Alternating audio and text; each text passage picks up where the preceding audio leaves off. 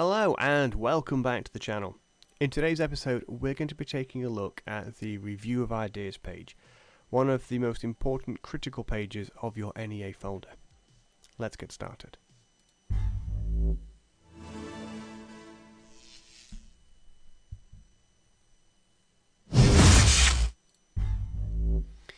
Okay, so here we have a page that's going to look directly at reviewing some of our initial ideas that we've already had a go and had a chance to flesh out.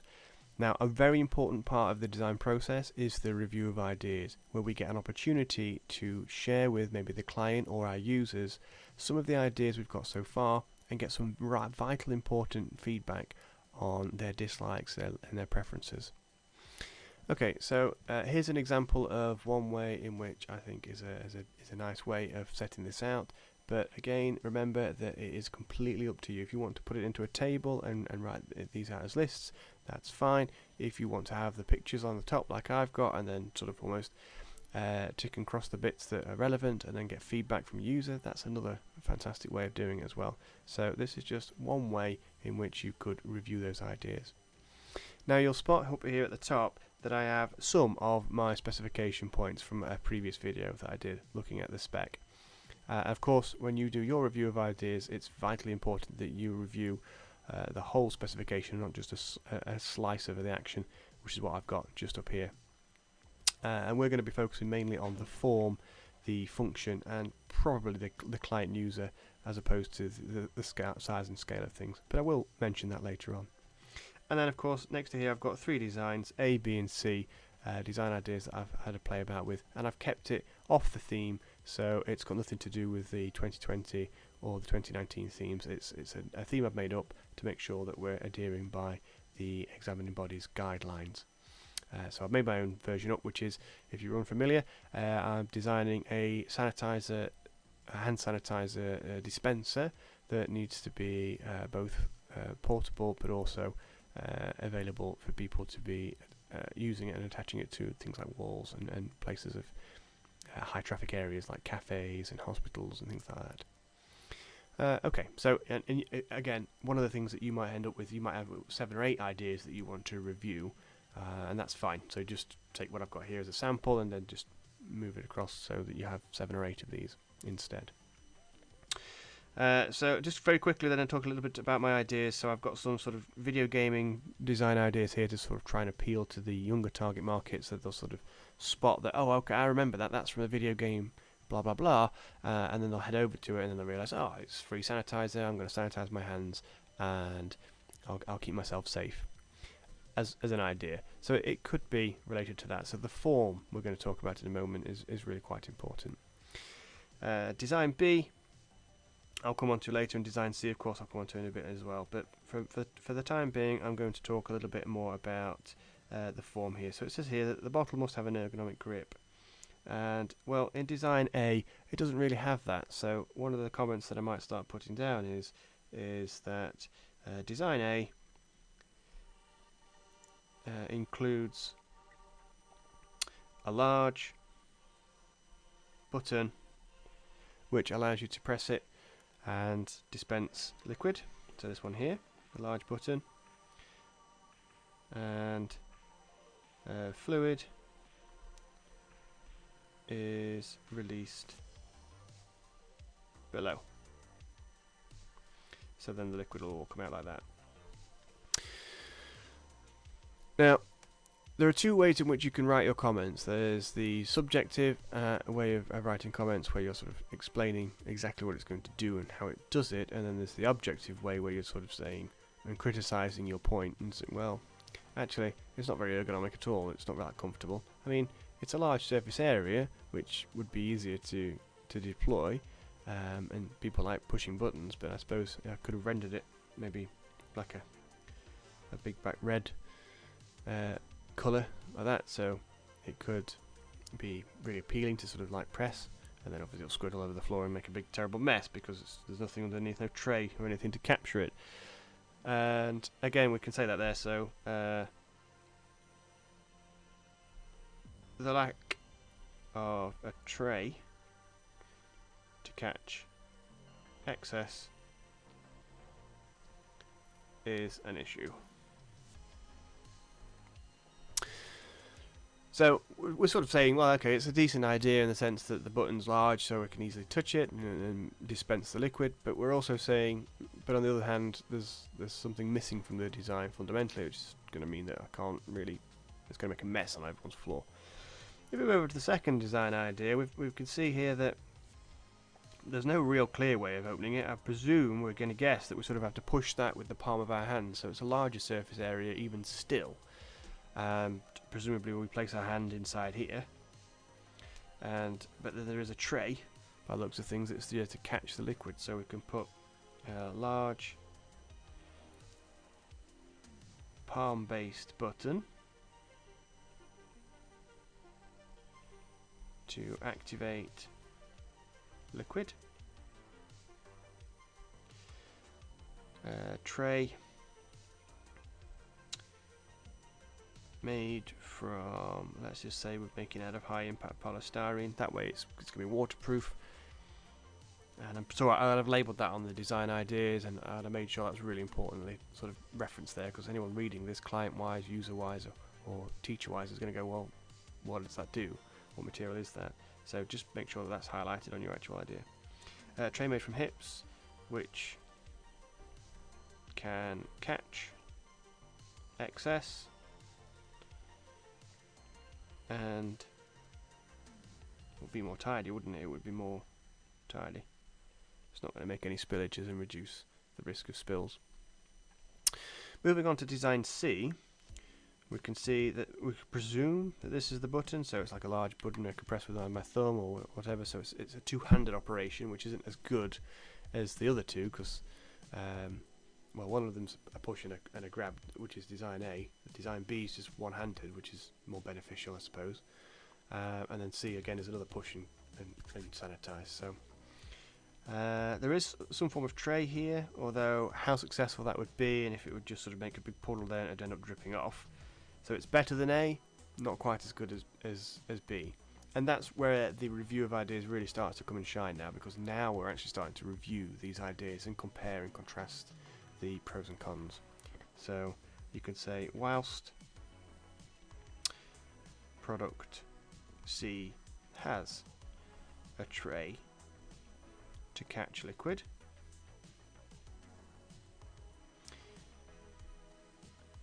it will be less successful. Whoops. It will be less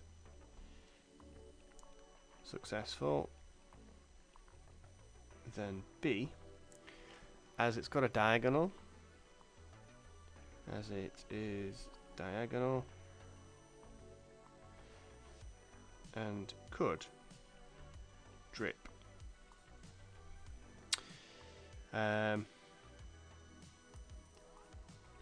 This idea is still better than A.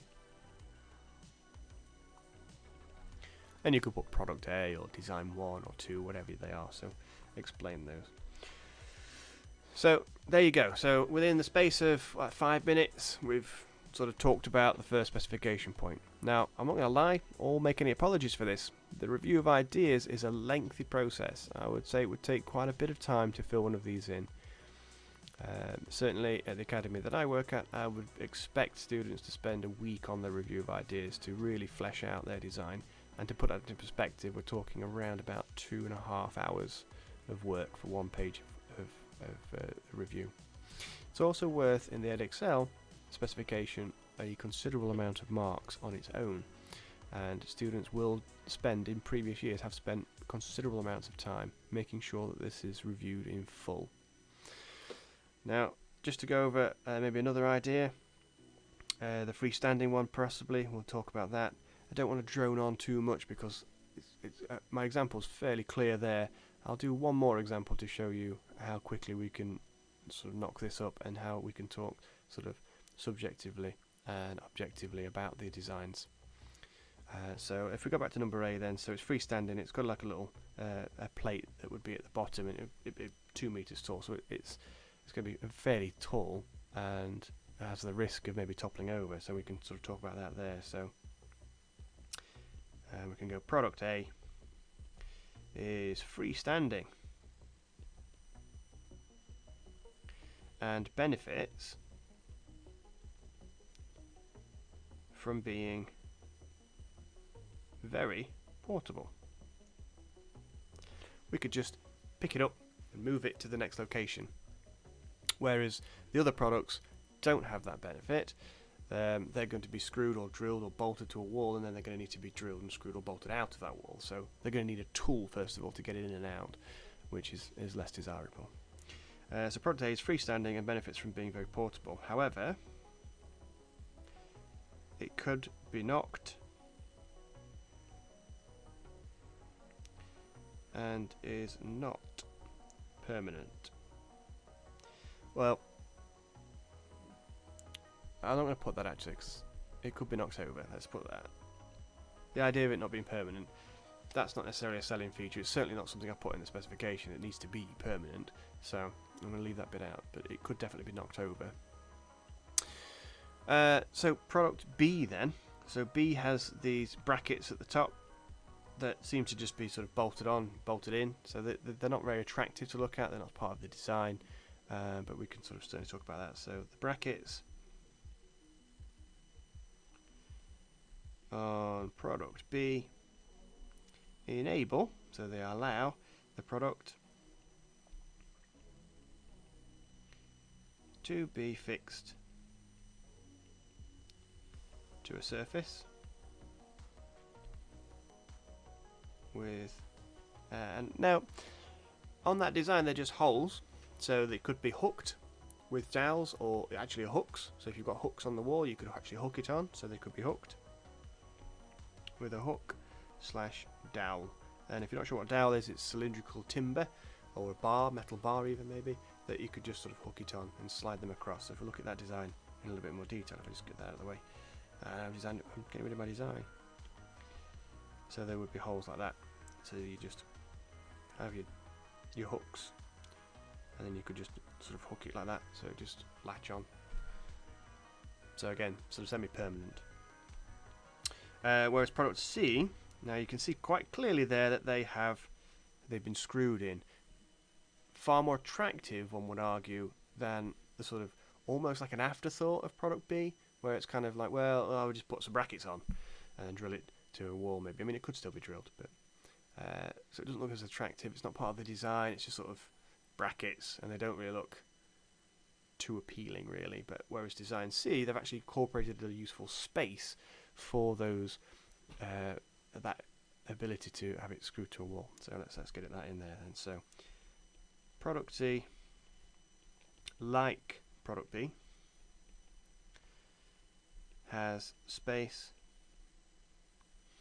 for screws or dowels, I suppose, to fix to a wall.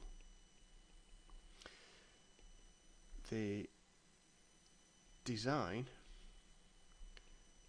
has created space for this to be included, improving